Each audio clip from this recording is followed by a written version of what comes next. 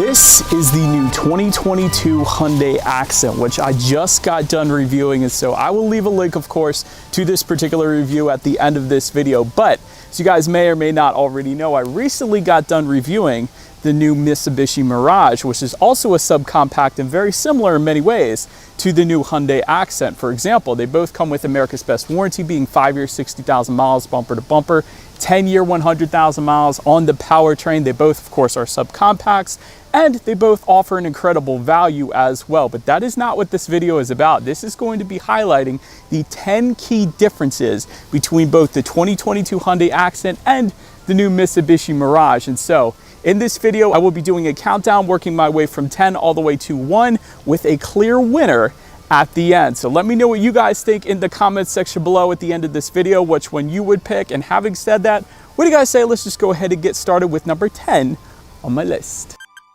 All right, and so to start out this comparison here, I'm going to start with the price comparison because this may be the most important comparison when you're comparing these two very affordable subcompact cars. And so let's start with the Hyundai Accent. That is going to be priced at $17,670 for that bottom trim level, being the SE. And by the way, that price does include the destination charge. So I did want to include that because it is going to be on the window sticker, so you might as well. Then taking a look at the Mitsubishi Mirage, that one is going to start at $16,290 for the G4 ES, G4 being the sedan version, because the Mirage actually does offer both a hatchback and sedan form, where the Accent only offers the sedan. But again, that does include the destination charge, so Mitsubishi Mirage is going to be less expensive between these two, putting us at a score of 1-0. Mirage is in the lead.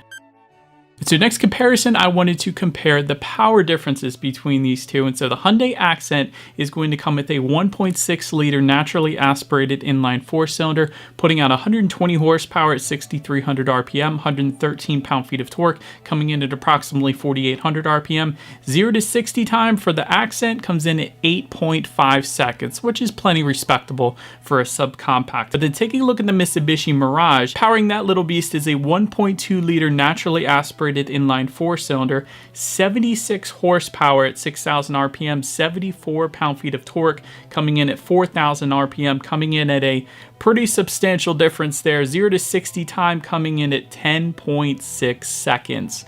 So that's a pretty big difference, 2 seconds slower to 60. And so a lot of people ask me, why is this so important? It might not be important, quite honestly, if you're just doing strictly city driving. But if you're like me and you constantly have to merge onto the highway through very short on-ramps here in Pennsylvania, you're going to need a little quicker acceleration time, in my personal opinion. So I will say the Hyundai Accent is going to win this one, putting us at a score of 1-1. We are all tied up. Next on my comparison list, and another one a lot of people are going to be looking at, is the MPG numbers. And so when it comes to the Hyundai Accent, miles per gallon come in at 33 in the city, 41 on the highway. Plenty respectable there. Mitsubishi Mirage comes in at 36 in the city, 43 on the highway. So Mirage is going to be more fuel efficient, not only in the city, but on the highway as well. And by the way, both of these take regular unleaded fuel, so that's the cheapest gas when you go to the gas station. So it's going to be helpful as well. But overall, Mirage is going to win that comparison, putting us at a score 2-1. Mirage is back in the lead. So next comparison on my list is going to be the rear legroom comparison. Hyundai Accent comes in at 33.5 inches. For reference, I'm an even 6 feet tall. This is me sitting behind my own driving position here in the Accent. Then on the other hand, Mitsubishi Mirage is going to come in at 34.2 inches. Again, me sitting behind my own driving position. Both of them on camera look pretty much the same, to be honest, but that Mirage does give you a little bit more rear legroom, so got to give this one yet again to the Mirage. 3-1. Mirage is in the lead. Next on the comparison here is going to be the tech, and this is always a big one for me. I'm definitely a big tech guy. Both come with analog gauges and plenty of charging ports. The Hyundai Accent gives you a 5-inch color touchscreen display for the SE trim level, actually that I'm showing you guys right now, and then a 7-inch color touchscreen display for the SEL Unlimited, so the 2 trim levels above that. Android Auto, Apple CarPlay then is only going to come on the 7-inch color touchscreen display for the Hyundai Accent, so the top 2 trim levels there. Then when you're taking a look at the Mirage, there is actually a 7-inch color touchscreen display that comes standard for all trim levels levels across the board. And so I actually had the bottom trim level here in the Mirage in this video, the bottom trim level for both vehicles, so it's a good comparison. But I did like seeing that. I didn't expect that. And actually Android Auto, Apple CarPlay comes standard on all trim levels as well with the Mirage. So that is definitely a good thing. And for that reason, Mirage is going to take the tech advantage in this comparison, putting us at a score of 4-1. Mirage is in the lead.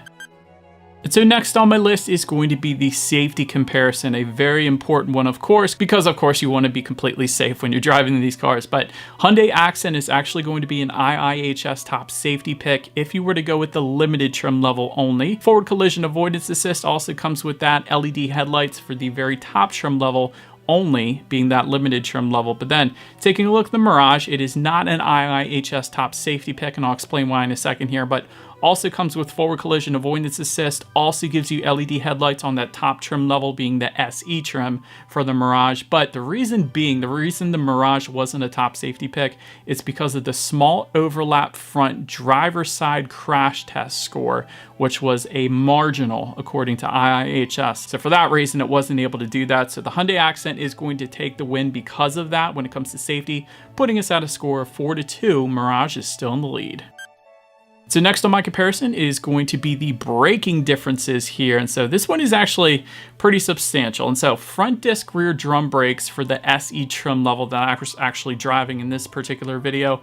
Four-wheel disc brakes though coming with the SEL and Limited. So I do like that that's offered, producing a 60-0 stopping distance coming in at 119 feet. So if you have to come to a quick stop on the highway, that is actually not too bad of a number right there. Very respectable. Then taking a look at the Mirage, front disc rear drum brakes for all trim levels across the board. There's no four-wheel disc brakes offered with the Mirage, unfortunately. 60-0 stopping distance coming in at 127 feet. And I strictly remember driving the Mirage and thinking it had one of the softest braking feels I've driven in quite a while. So definitely not a good feel to the braking in my personal opinion. You have to really stomp on it to make it come to a quicker stop. And maybe it's because of those front disc rear drums. But anyways, all in all, the Hyundai Accent is going to take the braking comparison, putting us at a score of 4-3. Mirage still in the lead. And so next comparison, let's go ahead and take a look at the sound system. So it's going to be a little bit of a difference here, so I want to mention it. Hyundai Accent comes with 4 speakers for the SE trim and then 6 speakers for the SEL and Limited trim levels. And so having said that, I always test out the sound systems in every review that I do. So let me pause real quick and let me play that clip of the 4-speaker sound system that we had in our SE trim here. But so then moving on to the Mitsubishi Mirage here, when it comes to the speakers, 4 speakers will come standard on every single trim level across the board. So yet again, let me let you guys take a quick listen to that sound system.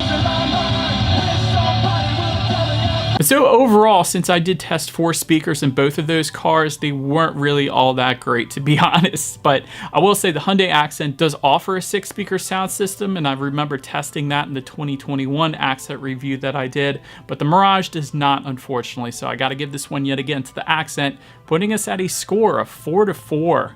It is all tied up with 2 comparisons left to go. And so next comparison, I wanted to have a little bit of fun with this one, to be quite honest. It surprised me, and so I had to put it on the list. This is a fun one. This is going to be the exhaust note, and so I know it's not going to be a big deal to everyone, but you got to listen. So I do, of course, always do an exhaust clip, so let me play these 2 back to back and listen and tell me which one you guys think is the better exhaust note in the comments section below. Let's do this.